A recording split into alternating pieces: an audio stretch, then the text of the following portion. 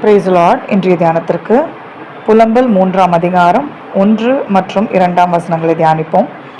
ஆண்டவருடைய சினத்தின் மிலாற்றினால் உண்டான சிறுமையை கண்ட புருஷன் நான். அவர் என்னை வெளிச்சத்திலே அல்ல இருளிலே அழைத்து நடத்தி வந்தார். தேவன் தம்முடைய பிரியமான பிள்ளைகளை சிட்சிக்கிறார் என்பதை நம்ம நன்கு அறிந்திருக்கிறோம்.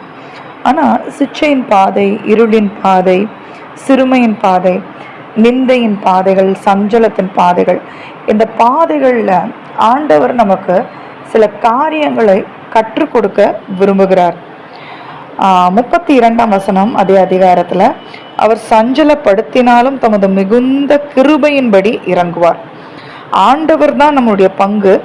அவர் என்றென்றைக்கும் நம்மை கைவிட மாட்டார் என்பதை நம்ம இந்த காலங்களில் உறுதியாய் விசுவசிக்க வேண்டும். ஏன்னா விசுவாச பரீட்சை நடக்கும்போது விசுவாசம் ஒளிந்து போகாதபடி நம்ம கர்த்தர் மேல நம்பிக்கையா இருப்பது மிக மிக அவசியம்.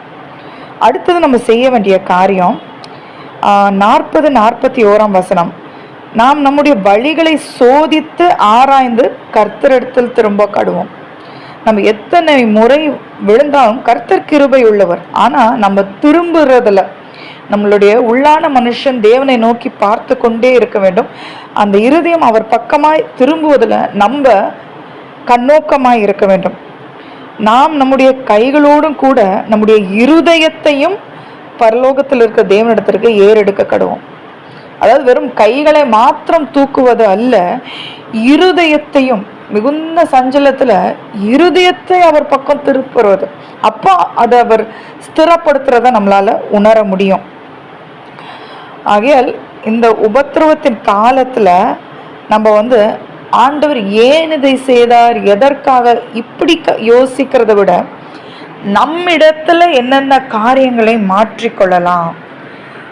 நம்மளுடைய ஜெப வாழ்க்கை எப்படின்னா, இந்த வேதத்தை தியானிக்கிறதுல, இதில் இருக்கிற ஆண்டவருடைய நல்ல ஞானமுள்ள வார்த்தைகள், ஆலோசனைகள், இதை நம்ம பெற்றுக்கொள்ள வேண்டும். தேவனுடைய வழிகள் இந்த வேதம் முழுவதுமாய் தேவன் நமக்கு எழுதி வைத்திருக்கிறார். அந்த வழிகளை நம்ம ஆராய்ந்து பார்க்க வேண்டும். நம்ம வழிகள் அந்த வழிகள் போல இருக்கிறதா, ஏதோ ஒரு காரியத்தில் நம்ம இன்னும் கிருபாசன தண்டையில சேர்றதற்கு தடையாக நிற்கிறதா, இதெல்லாம் ஆராய்ந்து பார்த்து நம்ம நீக்கும்போது இந்த பரிபூர்ண விடுதலையை தேவன் அந்த பாதையில கற்றுக் கொடுக்க விரும்புகிறத நம்மளால கற்றுக்கொள்ள முடியும். ஆகையால் இன்றைய தினத்துல தேவனுடைய கிருபை நம் மீது இருக்குமாறு